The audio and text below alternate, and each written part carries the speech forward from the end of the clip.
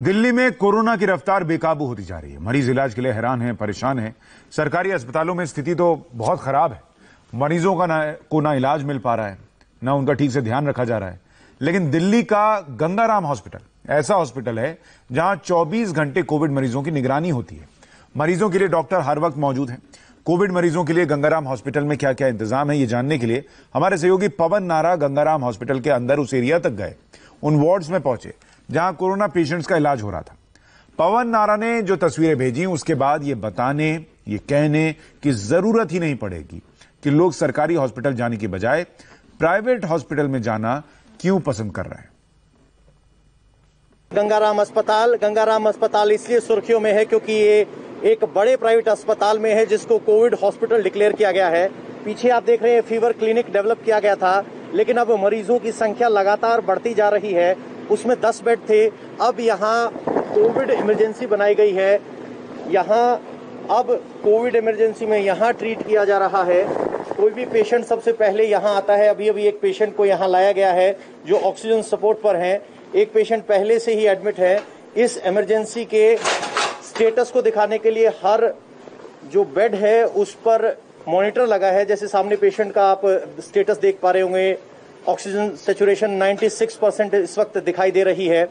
यहाँ सबसे पहले लेकर आया जाता है।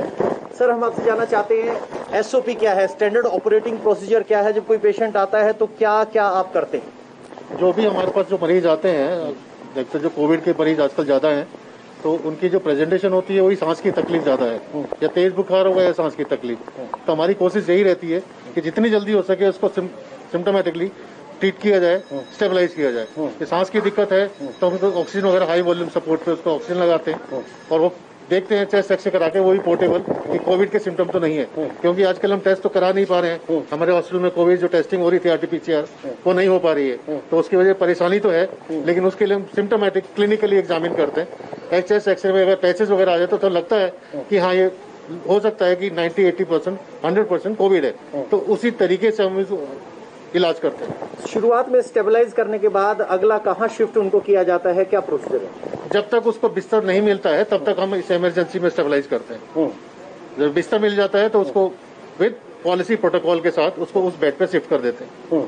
तो आपको बता दें कि यहाँ गंगाराम अस्पताल में बेड्स अवेलेबल हैं, लेकिन बहुत से लोग जो शिकायत करते हैं कि बेड अवेलेबल नहीं है, वो स्थिति ये है कि आईसीयू बेड की अवेलेबिलिटी नहीं है। और ये हॉस्पिटल एडमिनिस्ट्रेशन भी स्वीकार कर रहा है कि आईसीयू बेड पूरी तरीके से फुल है।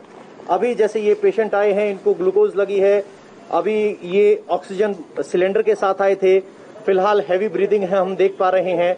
अब उनको यहाँ स्टेबलाइज करने की कोशिश की जा रही है। जैसे ही पेशेंट बढ़ते जा रहे हैं, ये फीवर वार्ड 2 में है हम।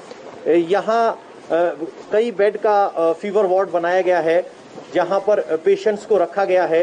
ये वो लोग हैं जो सबसे पहले आते ही यहाँ जिनको एडमिट किया जाता है, मॉनिटर किया जाता है। वो अंकल जी एम्ब्यू बैग के साथ दिखाई दे रहे हैं, उनको ऑक्सीजन फिलहाल लगाई गई है। पेशेंट कोविड पॉजिटिव है, ये सस्पेक्टेड कोविड पेशेंट है। इनको कोविड जांच के बाद, एडमिट के बाद कोविड टेस्ट करेंगे कनेक्शन के बाद, उसके बाद फिर।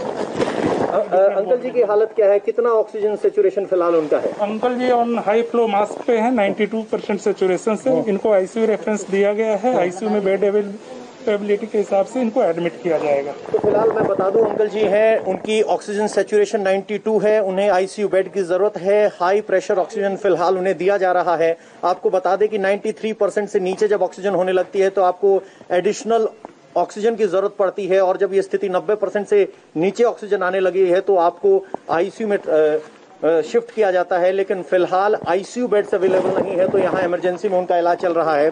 यहाँ एक प्लान बनाया गया है। प्लान कुछ ऐसा है कि प्लान के हिसाब से अगर पेशेंट बहुत ज्यादा बढ़ जाए, मैम यहाँ पे इमरजेंसी में कुल कितने बेड हुए? 3 वार्ड मिला के आपके जो ये फीवर क्लिनिक वार्ड है। सो fever clinic ward is the सामने वाला जो हमने शुरू में आपको दिखाया था। But since the patient load is very high और हमारा वो जो कैपेसिटी था वो फुल हो गया था, so as per the NDMA act we have to have a surge capacity in place. तो उस चीज को ध्यान में रखते हुए, and since we have a documented disaster manual, तो हमने इमरजेंसी का जो एरिया है उसको additionally we are in the process of making beds for the covid patients. This will serve as a holding area. Holding area serve करेगा for the covid patients. till the time they get beds. Doctors यहाँ पर 24/7 available है, dressed in appropriate PPs, patients भी सारे mask के साथ covered रहते हैं और जो भी इनिशियल ट्रीटमेंट रहता है वो रहता है। All the beds have oxygen and every supply. यहाँ बेड्स जो हैं 13 we had 15 beds, paediatric bed भी है तो 13 बेड हमने यहाँ पे डेडिकेट कर दिए। उसके बाद यहाँ पास ऑक्सीजन पॉइंट्स लगाए गए हैं 10। Also we will use the corridor also as a fever ward, that be fever ward 3। तो आगे आप देखिए ये अगला नेक्स्ट प्लान है। डिजास्टर जिस तरीके से यहाँ पेशेंट बढ़ते जा रहे हैं, अब जो है ये होल्डिंग एरिया है। डिजास्टर प्लान के हिसाब से यहाँ कॉरिडोर में भी ऑक्सीजन और सक्शन दोनों पॉइंट्स दिए गए हैं। ये नेक्स्ट प्लान है कि अगर बेड बहुत ज्यादा बढ़ जाएं तो कॉरिडोर में, जनरली प्राइवेट अस्पताल में आपको कॉरिडोर में पेशेंट नहीं दिखाई देते, लेकिन अब फीवर क्लिनिक में लगातार पेशेंट बढ़ रहे हैं, बेड कम पड़ने लगे हैं और किसी को बाहर मना नहीं किया जा सकता। तो अब डिजास्टर प्लान के तहत जो ऑक्सीजन के पॉइंट्स हैं उनके नीचे नीचे एक बेड लगा दिया गया है और उनको ऑक्सीजन जाएगी। मैम, अगर किसी को ऑक्सीजन लेवल कब आपको लगता है कि क्रिटिकल है, कब उसको आईसीयू में जाना चाहिए?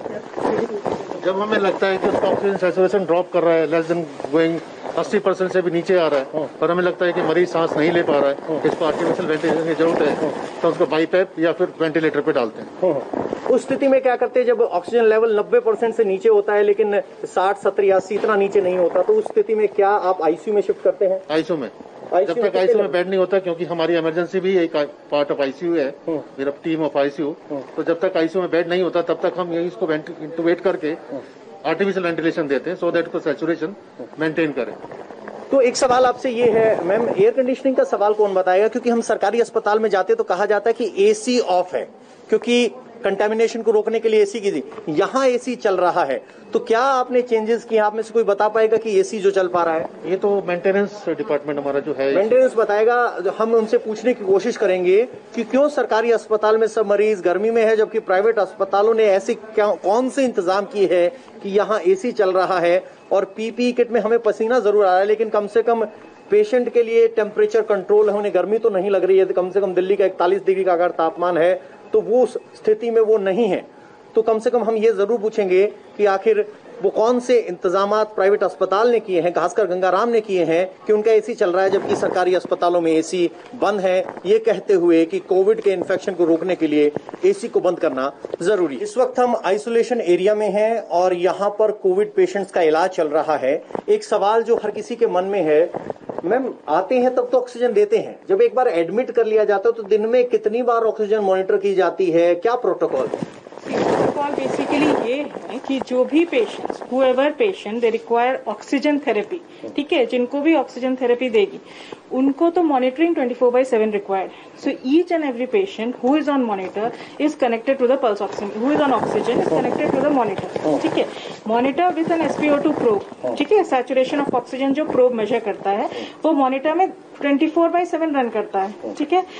In case saturation drop करता है and all, first of all doctors are always available 24/7 and at the same time monitor blink करने लगता है, पीप पीप वाली आवाज आने लगती है, so automatically everybody comes to know कि इस पेशेंट को ऑक्सीजन सैचुरेशन ड्रॉप। तो क्या हम ये कह सकते हैं गंगाराम में अगर 150 पेशेंट हो तो 150 पेशेंट जो कि खासकर ऑक्सीजन पे हैं उन सबको 24 घंटे मॉनिटर किया जाता है? 100%। जितने भी पेशेंट जो ऑक्सीजन पे थेरेपी पे रहेंगे they are considered to be a bit on the critical side, they are not very stable, not critical but not very stable मैं बोल सकती हूँ, तो उनकी मॉनिटरिंग तो 24/7 they are connected to the monitor. अगर उनको मॉनिटर ना किया जाए तो क्या ऐसी स्थिति भी हो सकती है कि वो बेहोश हो जाए? It can be very dangerous and it can lead to lot of other unforeseen circumstances also. तो ये आपको समझना होगा कि आप सिर्फ अस्पताल में भर्ती करके ऑक्सीजन लगा के नहीं छोड़ सकते, आपको ऑक्सीजन लेवल लगातार मॉनिटर करना होता है। अगर ऑक्सीजन लेवल नीचे जाता है तो उसका फ्लो भी एडजस्ट किया जाता है, ऑक्सीजन की प्योरिटी भी एडजस्ट की जाती है, हवा देनी है, एयर देनी है या ऑक्सीजन देनी है, सक्शन की भी जरूरत है। तो ये सारे पैरामीटर्स हैं जो डॉक्टर ब्लड में ऑक्सीजन की मात्रा के देखने के बाद तय करते हैं। तो ये सीधा सा इतना सिंपल नहीं है कि कोई भी पेशेंट आए उसको ऑक्सीजन लगा दी जाए। ऑक्सीजन भले क्या ये हो सकता है कि ऑक्सीजन लगी हो और मॉनिटर ना की जाए तो ब्लड ऑक्सीजन का लेवल नीचे चला जाए?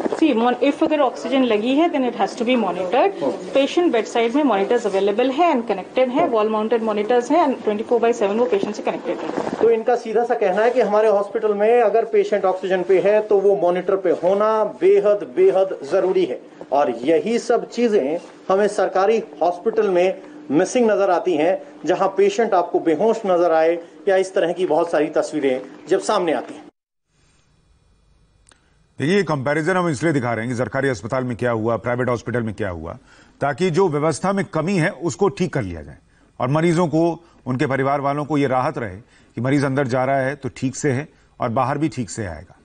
एसी की वजह से कोरोना फैलने का डर रहता है, इसलिए सरकारी हॉस्पिटल में मरीजों को एसी की सुविधा नहीं दी जा रही, जबकि गंगाराम हॉस्पिटल में डॉक्टर्स के साथ मरीज भी एसी में रहते हैं।